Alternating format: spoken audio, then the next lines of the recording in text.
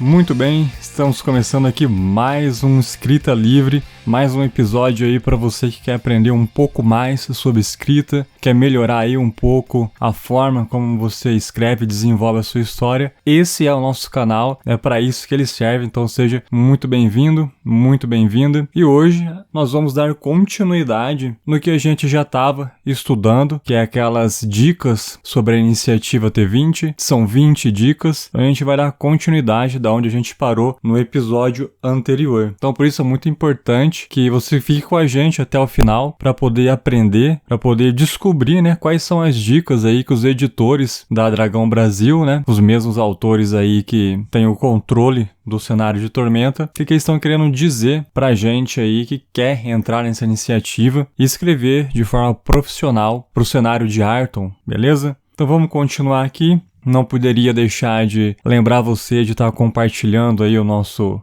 canal com quem você sabe que escreve e que seria muito útil essas dicas para ele ou para ela. Então vamos dar continuidade aqui e a gente vai partir da dica número 7. E essa dica número 7 vai falar sobre a ambientação. Quais são as dicas, né, deles para ambientação? Então eu vou continuar lendo aqui e fazendo meus comentários aí de acordo que for necessário. Então vamos lá, vamos dar início aqui. Este não é um mundo formado por forças geológicas naturais. Ele não surgiu como a Terra. Arton foi criado por deuses caprichosos, excêntricos, moldados por forças sobrenaturais, por criaturas tão poderosas que a sua simples presença afeta a geografia. Há montanhas geladas no centro do continente, porque uma dragoa rainha do gelo viveu ali, assim como um reino vulcânico calcinante que um dragão rei do fogo governa. Como autor, veja bem, hein? Como autor, você tem o desafio de descrever este mundo de forma fantástica, cheio de milagres, mas também convincente, para conferir credibilidade e ajudar na imersão do leitor, né, ou do jogador. Sob a estátua de Valcária, há vastos gramados verdes, mesmo em lugares nunca tocados pelo sol, onde nenhuma vegetação deveria crescer. Vontade da deusa. O que ele quer dizer aqui, talvez você não conheça a fundo o cenário, mas tem uma grande estátua, assim, imensa, muito grande mesmo, ali no centro, onde começou tudo no reino de Arton. E essa estátua é onde, né, pelo menos atualmente, a deusa que estava presa dentro dessa estátua não está mais presa, ela foi liberta. Mas antigamente ela estava aprisionada dentro dessa estátua e ninguém sabia. Então ela é tão grande que ela faz também uma sombra tão grande que mesmo que o sol caminhe, né, no céu durante o dia, de lá para cá, havia lugares ali embaixo da estátua que o sol não pegava. Então que teoricamente seria impossível, né, crescer vida ali, uma vegetação, algo bonito. Mas, por vontade da deusa, isso acontecia, né, crescia-se ali uma vida, como posso dizer, vegetal, num lugar onde não deveria ter. Por quê? Porque era a vontade da deusa, a presença dela ali já causava esse efeito. É o que eles estão falando aqui, né?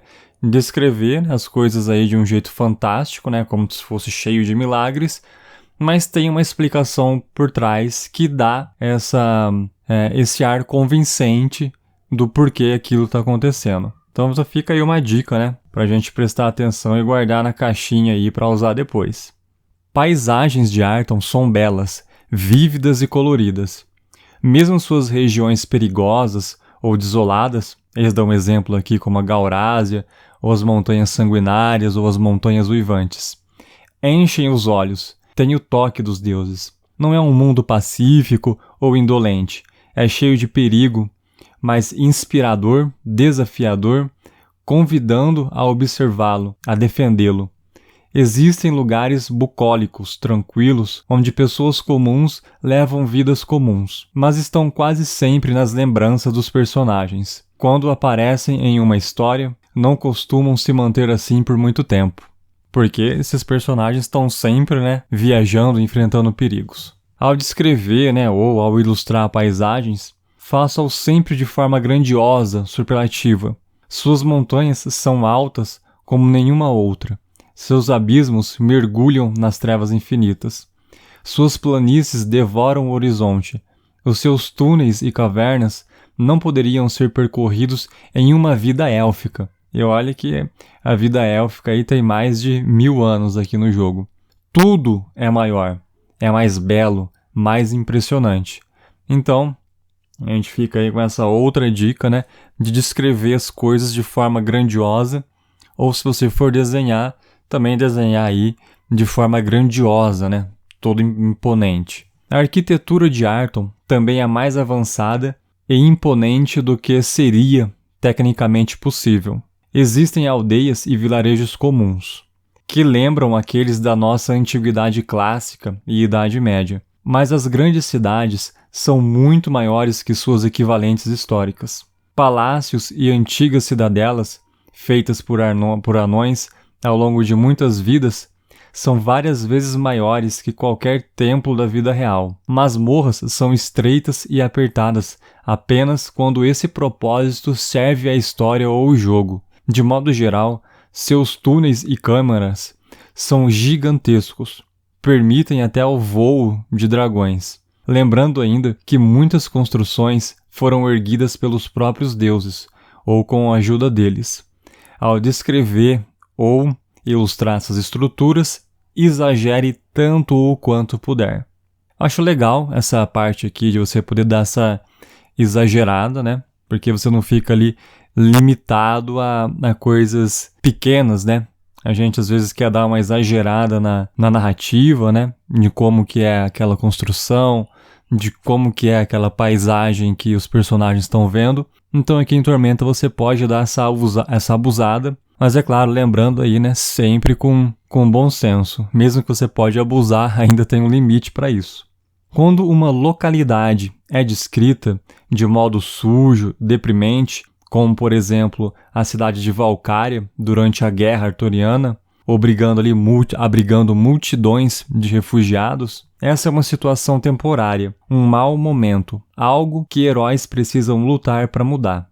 Também pode ser algo pontual, para criar uma atmosfera adequada a uma cena, quando uma taverna mal cheirosa ou uma masmorra sinistras onde horrores rastejam.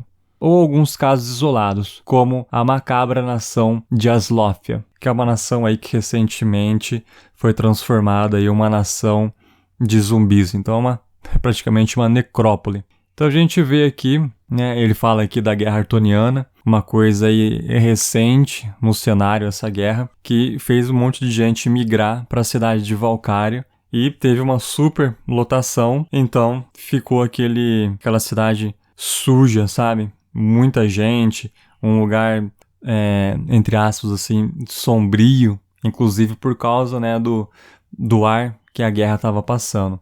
Mas normalmente Arton não é assim. Mas você pode levantar essa questão, você pode fazer essas descrições e incluir coisas assim na sua história, né? Desde que esteja ali explicado o motivo, né? O porquê que aquilo está acontecendo e por que está daquele jeito. A grande exceção, né, continuando, é a Tormenta. As áreas de Tormenta são o oposto de tudo que torna Arton belo. São terras de horror, repulsa, desespero, pesadelo. Os lugares que a Tormenta toca deixam de ser Arton, e Arton é vida. A Tormenta não é apenas morte, ela é antivida. Não há como enfatizar o contraste entre Arton e Tormenta o suficiente, mas você pode tentar mesmo assim. Então, com a exceção, como diz, né, a área de Tormenta sim é um lugar onde você deve abusar desses horrores, né? Abusar dessa repulsa, do desespero, do pesadelo dentro dessa área, porque Tormenta é isso. Não existe nada dentro da área de Tormenta que seja bom, que seja proveitoso, que seja digno de esperança. É um lugar aqui onde, né, como o próprio o texto diz, é a própria antimatéria. Então a gente tem que lembrar disso sempre que for descrever a área de Tormenta, descrever como um lugar horroroso, que causa medo nas pessoas, que causa repulsa. É um lugar onde não devemos ir, onde somente ali, os heróis que se propõem a enfrentar. E mesmo assim, né, houve muitos heróis que foram e nunca mais voltaram. E assim a gente vai encerrando aqui a dica número 7 de ambientação. E a gente vai para a 8ª dica. Vai falar de uma coisa bem legal. A 8ª dica fala sobre a cosmologia. Arton não é a Terra, ou tipo, no passado ou o futuro da Terra.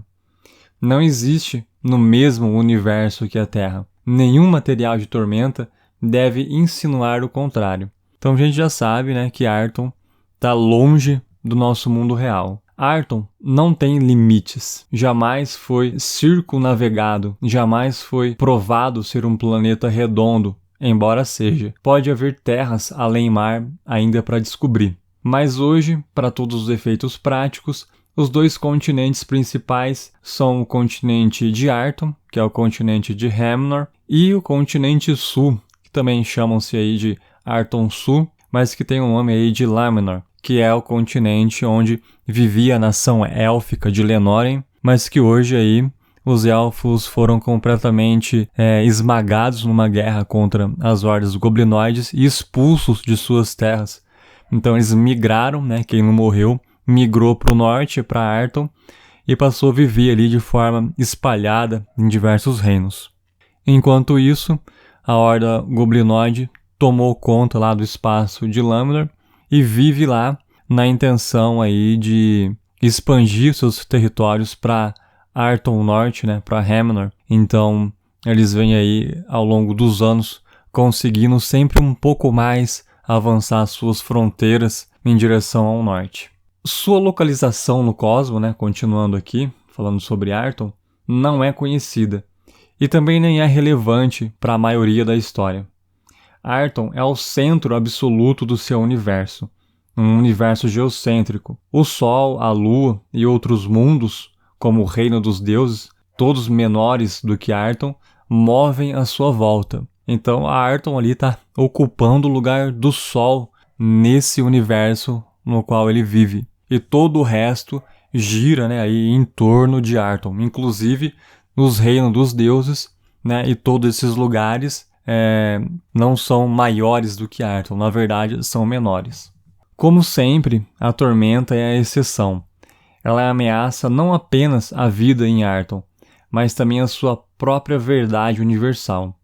Enquanto Arton é o centro do seu universo, sua criação, a Tormenta vem de uma anticriação muito maior, trazendo o horror cósmico literário clássico, em que o homem percebe ser minúsculo perante um universo de deuses monstros. Então aqui a gente tem até aquele ar, né, dos mitos de Cthulhu, do Lovecraft, onde tem aquele horror cósmico. A proposta aqui pode ser usada a mesma, na questão, né, de tão pequeno que a humanidade é perto daquilo, é como se fosse nada.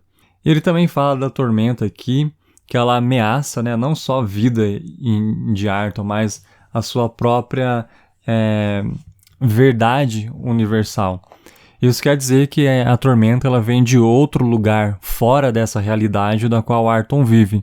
E você pode ter muito mais detalhes a respeito de como a Tormenta foi criada, de onde ela veio, quem criou, quem trouxe ela para Arton, lendo os livros ali do Leonel Caldela, que é a trilogia do Inimigo do Mundo, trilogia Tormenta. Você pode começar aí, né, na ordem correta, que é Inimigo do Mundo, Crânio, Corvo e o Terceiro Deus. Essa trilogia dá todo o panorama de como que Arton foi aí ameaçada, né, e invadida pela Tormenta, e vai contar tudo sobre a Tormenta também.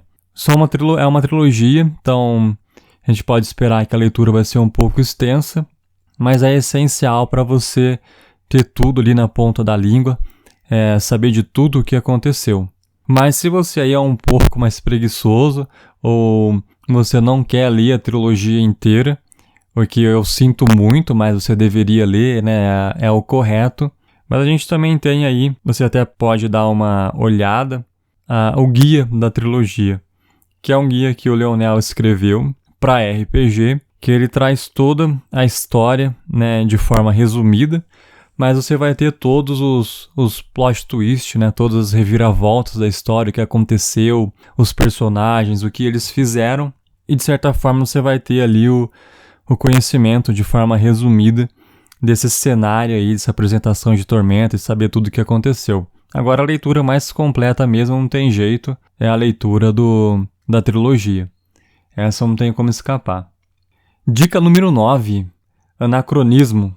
Vamos seguir aqui então.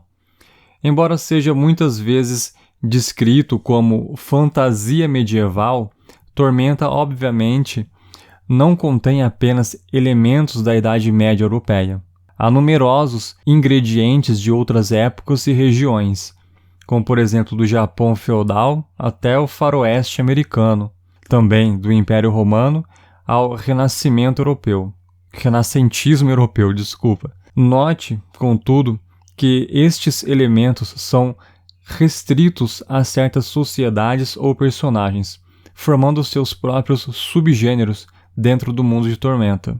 Salvo tais exceções, em termos gerais, Arton é um mundo medieval na tradição de espada e feitiçaria, como desenvolvimento apenas um pouco superior à Idade Média histórica. Muitos leitores tendem a acreditar que, se um novo recurso ou invento surge em algum lugar, ele pode ser rapidamente replicado e implementado no mundo inteiro, mudando-o por completo, como na vida real. Mas em Arton não é assim. É verdade que a magia pode emular e até superar tecnologias modernas, mas são casos pontuais. Estão disponíveis apenas para certos personagens ou em culturas muito restritas. Não há, por exemplo, clérigos com milagres de cura suficiente para salvar populações de pragas. Não há arcanistas poderosos em quantidade para promover voo ou teletransporte em escala continental e revolucionar os transportes. Existem ciências e tecnologias em Arton, mas não funcionam como na vida real. Inventores podem produzir engenhocas miraculosas, mas utilizáveis apenas por eles próprios ou em pequenos grupos de aliados. Seus inventos devem ser encarados como magias, técnicas especiais ou superpoderes. Podem ser ensinados a um pupilo talentoso, mas não copiados e reproduzidos à exaustão em escala industrial. Da mesma forma, golems não são robôs ou aparelhos. Cada golem é uma obra-prima única. Não há como produzi-los em fábricas para que substituam a mão de obra humana. Armas de fogo são o limite daquilo que pode ser fabricado por artífices mundanos. Ainda assim, a pólvora provém de deuses, malignos e demônios, sendo utilizada apenas pelos mais durões e imprudentes. O uso da pólvora em larga escala por exército está descartada. Em histórias mais leves, como por exemplo em HQs, alguns personagens podem trazer elementos modernos em suas vestimentas e equipamentos, como boné, zíper, tênis, como um toque de humor, e também para ressaltar que aventureiros são tipos exóticos. Mas use apenas em ilustrações, não descreva em texto. Evite em personagens principais e não exagere. Também é importante a gente dar uma grifada nessa parte do texto aqui. Já aconteceu isso em Holy Avenger. Acho que é um exemplo que a gente pode dar aqui, que a gente está lendo ali uma história medieval e a gente encontra elementos modernos, usando bem exatamente isso, boné, ou então tênis, coisas que não existiriam naquela época. Mas está ali só para dar aquele toque de humor naqueles personagens. Então a gente não leva a sério. Então isso a gente só permite essa criação aqui em ilustrações. Se você for escrever ali a sua aventura, a sua campanha para RPG, você vai escrever o seu romance, o seu conto, o próprio texto aqui diz para a gente evitar de descrever esse tipo de coisa. Então a gente foge disso.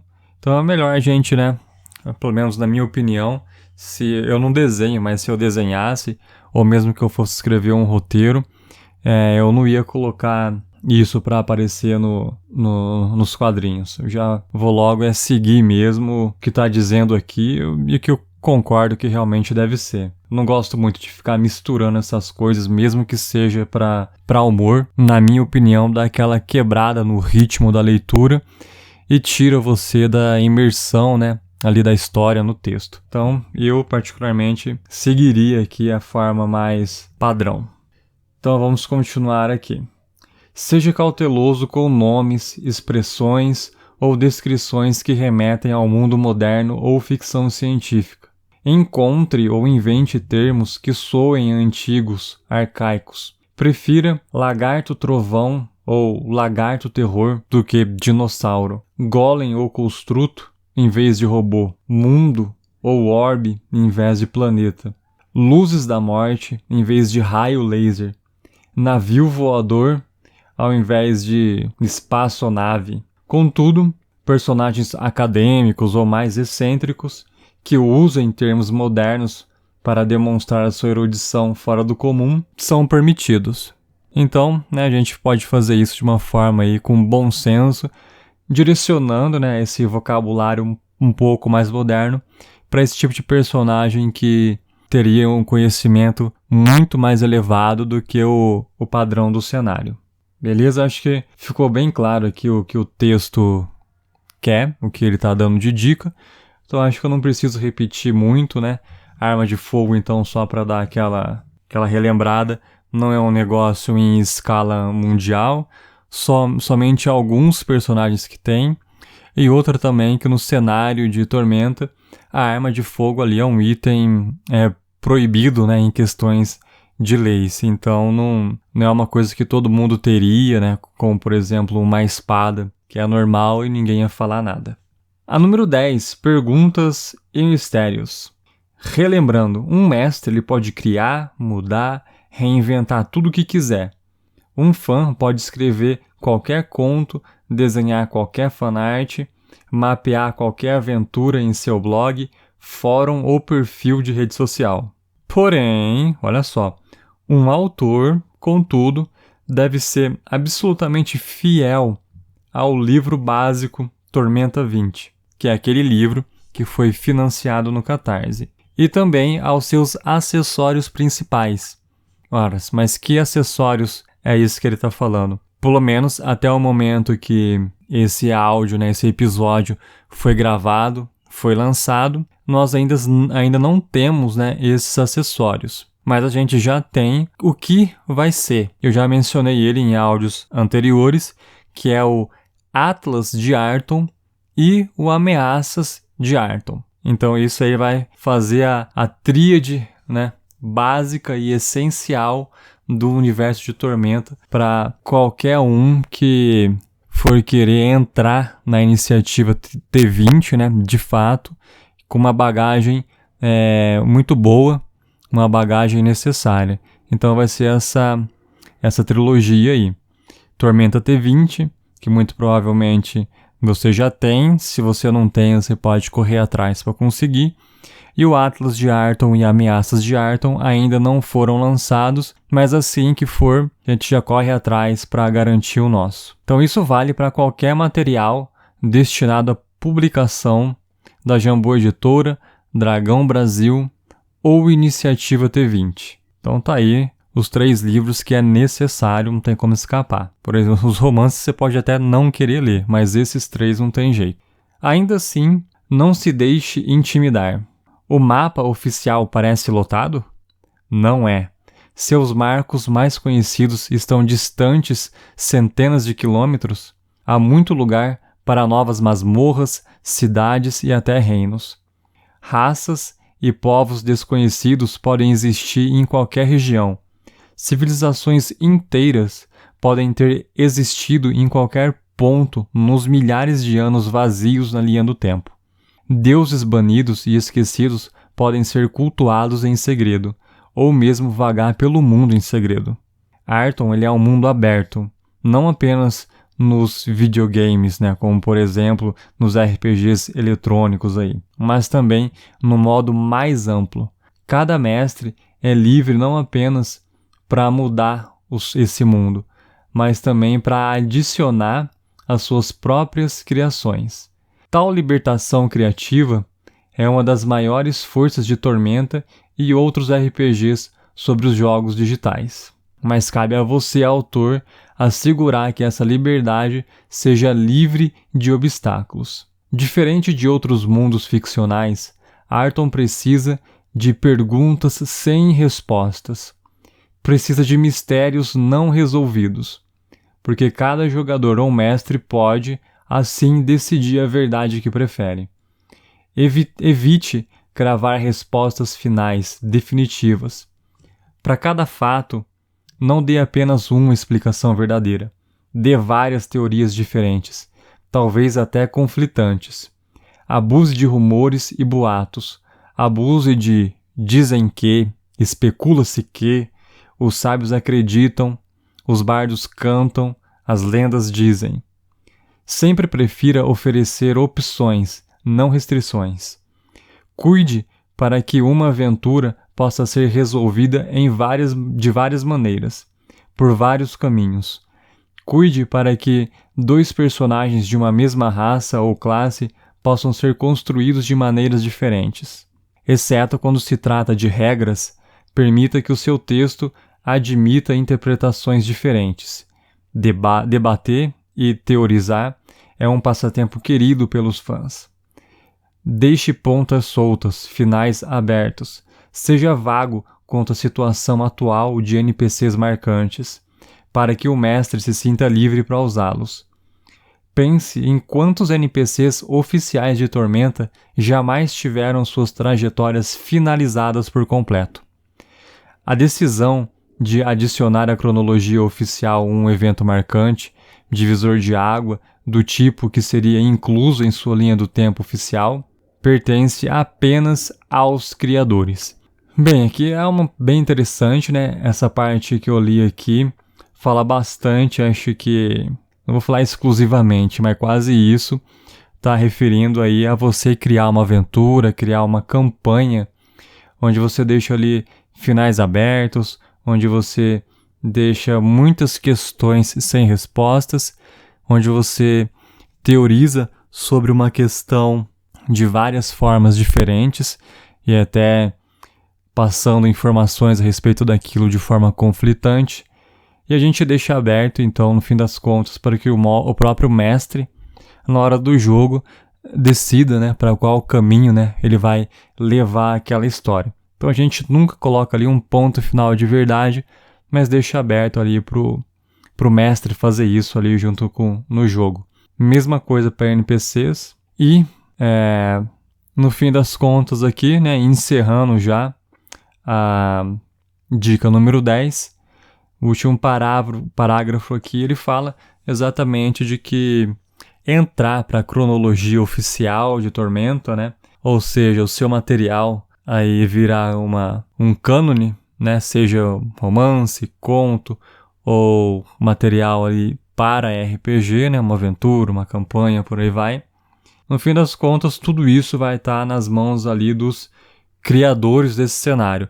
Eles é que vão decidir se aquela tua história é boa o suficiente, interessante o suficiente para entrar ali no cânone de Tormenta e passar a ser uma história verdadeira que realmente aconteceu dentro daquele cenário.